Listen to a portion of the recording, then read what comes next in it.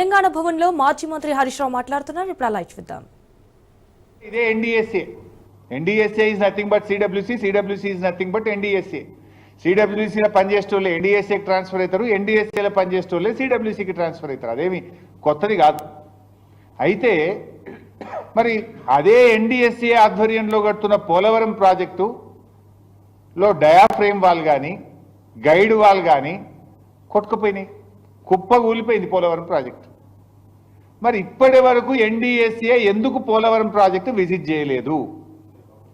Act parliament చేసిన చట్టము దేశంలో అన్ని రాష్ట్రాలకు ఒకటే ఉండాలి, ఒకే విధంగా ఉండాలి. ఇక్కడ తెలంగాణలో 2 పిల్లర్లు గుంగితే 3 రోజుల లోపల వస్తావు, 4 రోజుల లోపల రిపోర్ట్ ఇస్తావు. 4-5 ఏళ్ళైనా పోలవరంకు ఎన్డీఎస్ఏ పోదెందుకు, రిపోర్ట్ ఇయ్యదెందుకు? ఎందుకంటే కట్టిందే మీరు, డిజైన్ చేసింది ఎన్డీఎస్ఏ, కట్టింది ఎన్డీఎస్ఏ, కుప్పగూలింది ఎన్డీఎస్ఏ హయాంలో, ఎన్డీఏ హయాంలో. అందువల్ల అక్కడికి బోరు. ఇక ఉత్తమ్ కుమార్ రెడ్డి గారు ఎన్డీఎస్ఏ ఏదో ప్రపంచ ప్రఖ్యాతి కలిగిన సంస్థ, ఇక దీనంత గొప్పది లేదు, దీంట్లో ఉన్నంత నిష్ణాతులైన ఇంజనీర్లు ఈ ప్రపంచంలో లేరు అని చెప్తాడు. మరి ఆ ఎన్డీఎస్ఏ కట్టిన పోలవరం కుప్పగూలిపోయింది, 5 ఏళ్ళైనా అక్కడికి ఎందుకు పోలేదు? ఇది ఎందుకు నేను చెప్పాల్సి వస్తుందంటే ఎన్డీఎస్ఏ ఎన్డీఏ జేబు సంస్థగా మారింది. ఈ దేశంలో ఈడీ సిబిఐలను ఎట్లా వాడుతున్నారో ఎన్డీఎస్ఏను కూడా అదే పద్ధతిలో వాడుతున్నారనడానికి ఇది ఒక నిదర్శనము. అసెంబ్లీ ఎన్నికల ముందు ప్రాథమిక నివేదిక, పార్లమెంట్ ఎన్నికల ముందు మధ్యంతర నివేదిక, సిల్వర్ జూబ్లీ ముందు తుది నివేదిక. 5 ఏళ్ళైనా పోలవరంకు పోరు, ఏ నివేదిక ఇయ్యరు. అంటే ఇది ఒక రాజకీయ పరమైనటువంటి ఒక కుట్రతో కాంగ్రెస్ బీజేపీలు కుమ్మక్కై చేస్తున్నటువంటి విషయం ఇవాళ స్పష్టంగా అర్థమవుతా ఉంది. ఇప్పుడు ఎస్ఎల్బీసీ కుప్పకూలిపోయింది, ఇదేదో డిజాస్టర్స్ అని మాట్లాడుతుండు ఉత్తమ్ కుమార్, ఒత్తి పలుకుతుండు. ఎస్ఎల్బీసీ కంటే పెద్ద డిజాస్టర్స్ ఏంది?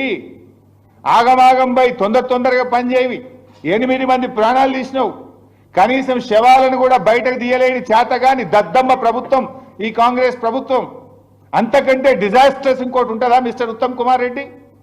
60 రోజులైంది, 60 రోజులైనా డెడ్ బాడీలను కూడా బయటకు తీయలేనటువంటి చేతగాని ప్రభుత్వం ఈ కాంగ్రెస్ ప్రభుత్వం. మీరు వచ్చినాక ఖమ్మం జిల్లాలో పెదవాగ్ కొట్టుకుపోయింది, సుంకిశాల కుప్పగూలింది, పాలమూరు ఎత్తిపోతల పథకంలో వట్టెం పంప్ హౌస్ నిండా మునిగిపోయింది, ఎస్ఎల్బీసీ టనల్ కూలిపోయి 8 మంది ప్రాణాలు బలిగొన్నావు నువ్వు. ఇంకా మీరేదో పెద్ద శుద్ధపూసల లెక్క మాట్లాడుతున్నారు. ఇవాళ చాలా విషయాలు పూర్తిగా సత్యదూరమైనటువంటి అబద్ధాలు మాట్లాడినటువంటి ప్రయత్నం చేసినారు. వారు మాట్లాడిన ప్రతిదీ కూడా నేను సాక్ష్యాధారాలతో ప్రూవ్ చేయడానికి రెడీగా ఉన్నా. ఉత్తమ్ కుమార్ రెడ్డి లైట్, అన్ని అబద్ధాలు మాట్లాడాడు, అసత్యాలు మాట్లాడాడు, అర్ధ సత్యాలు మాట్లాడాడు. ఇవాళ కాళేశ్వరం ప్రాజెక్టు గురించి అదేదో ప్రాణహిత చేవెళ్ల ప్రాజెక్టు మేము గొప్పగా కట్టినాం, మేమే స్టార్ట్ చేసినాం, మేమే పని చేసినాం.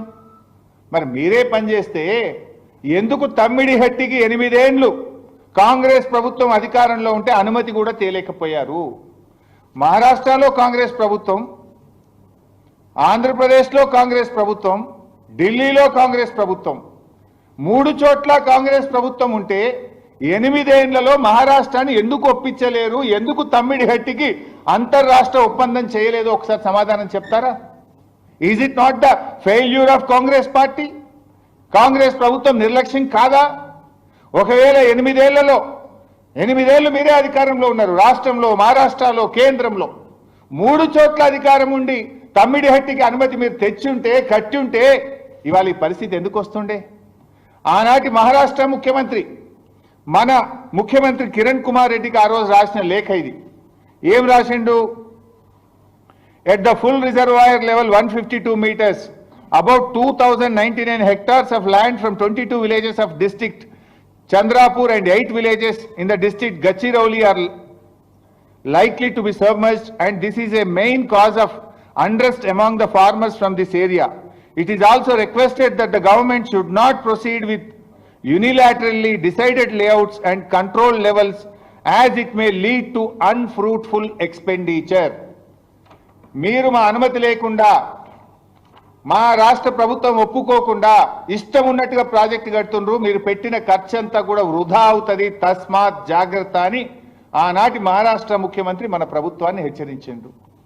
మీరెంత దుర్మార్గము, ఎంత అరాచకం అంటే మీరు ఎవడన్నా హెడ్ దగ్గర పని స్టార్ట్ చేస్తాడు, తల దగ్గర ఇడిచిపెట్టి తోక దగ్గర పంది అవుతారా? ఆనాడు కమిషన్ల కోసం, పర్సంటేజ్ల కోసం ఎన్నికల ముందు హడావిడిగా 28 ప్యాకేజీలకు టెండర్లు పెట్టి మహారాష్ట్రతో అగ్రిమెంట్ లేదు, డిపిఆర్ లేదు, డిపిఆర్ తయారు కాలే, మహారాష్ట్ర ఒప్పుకోలే, టెండర్లు పిలిచిండ్రు.